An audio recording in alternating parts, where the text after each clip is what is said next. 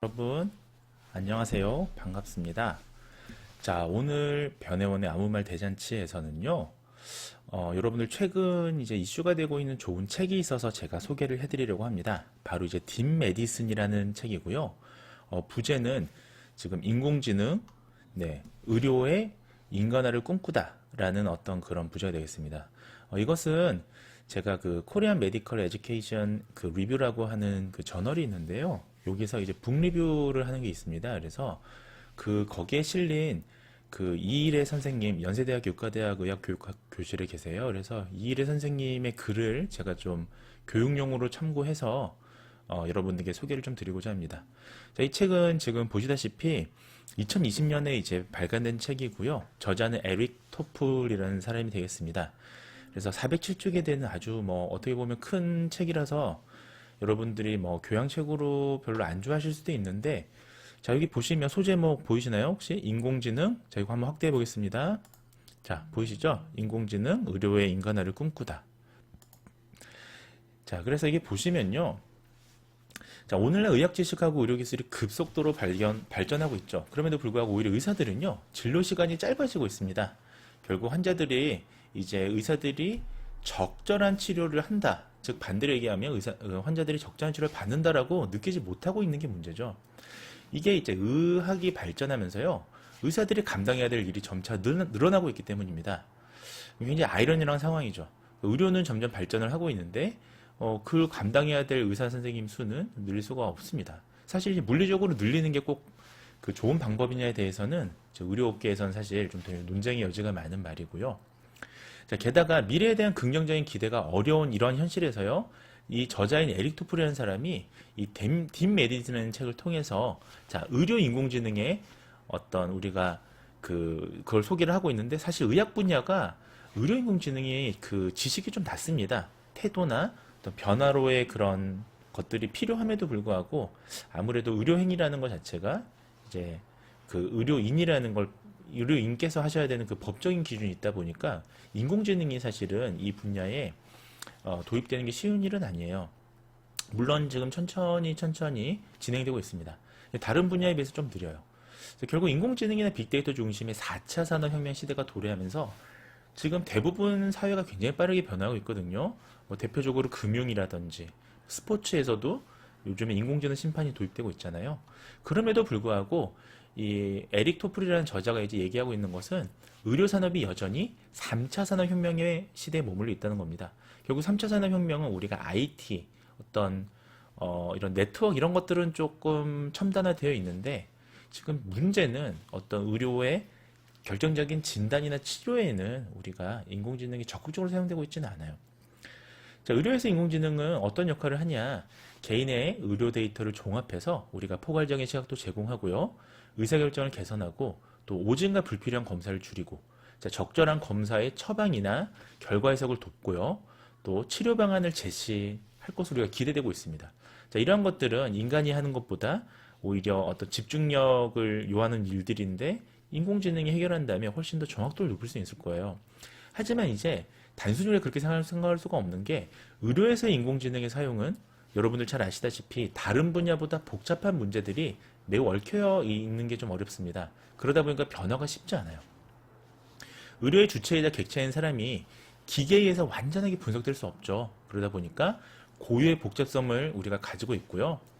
그래서 이 저자인 에릭 토플은요, 이 딥 메디슨이라는 이 책을 통해서 뭘 얘기하고 싶냐면, 자, 인공지능을 통해서 우리가 의료 환경의 어떤 영역에 과연 이 적용이 가능하냐, 이게 첫 번째 하고 싶은 메시지였습니다. 그 다음에 어떤 부분에서 우리가 주의 깊은 고려가 필요하냐, 이 얘기를 하고 있는 겁니다. 그래서 이 에릭 토플이라는 저자는요, 미래의학의 발전을 우리가 딥 메디슨이라는 용어로 제시하고 있습니다. 자, 딥이라는 건 깊다는 뜻이고, 메디슨은 우리가 의학이라는 뜻이죠. 딥러닝에서 딥이라고 생각하시면 됩니다. 그래서 우리가 딥러닝은 심층신경망이잖아요. 마찬가지로 딥 메디슨, 우리가 심층의학이라는 게 뭐냐? 자, 이 세 가지로 제시하고 있어요. 에릭 토플은 저자는요. 그래서 뭘로 정의하냐면, 첫째는요, 자, 데이터를 이용해서 우리가 인간의 의학적 요소를 디지털하자. 네, 이렇게 얘기를 하고 있고요. 자, 두 번째는 우리가 스스로 배우는 알고리즘인 딥러닝을 사용하자라고 얘기하고 있습니다. 세 번째는 이게 이제 이 에리토플은 가장 중요하다고 말씀을 하고 있는데요. 환자와 의사 간의 자, 딥한 공감. 자, 이거를 딥 암파시라고 해요. 암파시.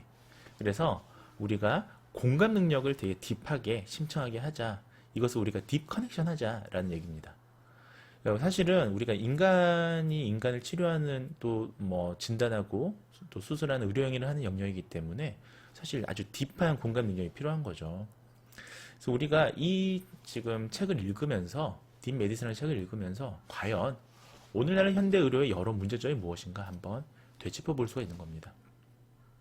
지금 현대 의학의 문제가 뭔가요? 오심, 오진, 그 다음에 뭐 의료 과실 이런 것들. 치료가 저조한, 생각보다 효과가 없는 치료. 그 다음에 의료비는 너무 비싸죠. 치솟는 의료비. 이게 도대체 왜 발생하느냐? 현대 의료 시장이라는 게 예전에 비해서는 폭발적으로 증가했어요. 의료 시장 거대한 시장이죠. 그럼에도 불구하고 우리가 진료에서 의사나 환자가 소통하는 시간은 왜 줄어갔느냐? 실제 여러분들 보시면 그 병원에서 의사 선생님하고 5분 이상 우리가 상담하기가 어렵습니다, 사실은. 미국의 절반 이상의 의사 선생님들이 번아웃이라고 해서 소진을 경험합니다. 이분들도 너무 힘든 거예요. 하루에 100명 막 이렇게 봐야 됩니다. 자, 결과적으로 그러다 보니까 자, 환자만 어려운 게 아니라 이 환자를 치료하는 의사 선생님들도 번아웃 때문에 우울증을 겪어요. 상당히 많은 수가 미국에서는 우울증을 겪고 있다고 합니다. 그러다 보니까 다시 의료 과실을 초래하는 일종의 잃어버린 고리죠. 계속 반복되죠. 메비우스 띠처럼. 결국은 시간이 필요한 거예요. 해결책은 시간인데 결국 의료라는 데이터는 이 시간을 우리가 줄여주게 됩니다. 의사 선생님들의 이 어떤 판단에 있어서 의사결정을 도와주죠. 결국 우리가 의료의 질과 치료의 효과를 높이기 위해서는 데이터에 기반한 치료를 해야겠죠. 그럼에도 불구하고 오늘날의 의료가 의사 선생님들이 적극적으로 데이터를 들여다볼 만한 충분한 시간이 없습니다. 자, 이런 것들을 얘기하고 있고요. 또 이제 딥 메디슨이라는 이 책을 보면 부정적인 문제들도 얘기를 하고 있습니다. 이제 긍정적인 얘기만 하는 게 아니고요. 자, 예를 들면 불투명성이라는 건데요. 우리가 딥러닝 하면 제일 떠오르는 게 알파고지 않습니까? 그래서 알파고에서 보시면 저는 사실 그 알파고와 그 대전을 못 봤는데 37번째 둔 알파고가 둔 수는 우리가 해석 불가능하다고 하더라고요. 이게 왜냐하면 이 알고리즘을 만든 사람조차 이 기보에 의해서 알파가 왜 여기다 놨는지를 설명할 수 없었다고 합니다. 이게 이제 불투명성이라고 표현할 수 있는데요. 자, 이것은 신경망이 가지고 있는 특성 때문입니다. 신경망은 학습 능력의 대부분을 이해할 수가 없어요. 설명 불가능이라고 얘기하죠. 블랙박스라고 얘기하죠. 그러다 보니까 우리가 출력값이 산출된 방식을 파악하기 위한 방법이 없는 현재의 신경망의 한계는요. 결과적으로 기계가 내려진 결정에 대해서 우리 어떤 인간이 책임을 져야 한다는, 결국 의료에서는 누군가 책임 여부가 필요할 겁니다. 예컨대 뭔가 잘못된 부작용이 나온다면, 잘못된 판단이 내려진다면 이것을 뭐 인공지능한테 우리가 책임을 물을 것이냐, 그걸 만든 사람한테 물을 것이냐, 알고리즘을, 아니면 그걸 이용한 의사한테 물을 것이냐. 사실 어려운 문제죠. 이런 문제들은 부정적인 요인이라 볼 수가 있는 겁니다. 또 우리가 데이터를 입력하는 과정에서 인간의 편견도 있고요. 오해나 편향이 코드화되는 경우, 이것도 굉장히 문제입니다. 학습을 우리가 편향된 데이터를 학습하면 그 인공지능은 편향된 결과를 초래할 수밖에 없죠. 자, 그 다음에 진실이 왜곡되거나 프라이버시 해킹의 문제, 윤리적 문제, 자, 이런 것들은 우리가 앞으로 의료 분야에서 굉장히 지속적으로 고민하고 답을 찾아가야 되는 분야인 거예요. 자, 그러면 이 저자인 에리토플은 딥 메디슨을 어떤 분야에 적용할 수 있는가에 대해서 해결책을 제시합니다. 자, 그래서 인공지능이 알고리즘을 통해서 이미지를 정량화하고요, 세분화하고요. 자, 이런 의료 영상이나 병리 슬라이드, 피부 병변, 이런 진단의 정확도를 개선하고 진단 과정의 효율을 높여서 결국 영상의학과나 병리과나 피부과 의사 선생님들의 작업 부담을 덜게 도와줄 수 있다는 거죠. 자, 이러한 부분들은 좀 이미지 기준에서 이제 영상 분석을 하는 경우는 딥 메디슨이 잘 쓸 거라고 저도 동의합니다. 그다음에 패턴 중심의 치료를 하지 않는 우리가 대부분의 의사에게 기계가 효율적으로 처리할 수 있는 영역을 보완함으로써요.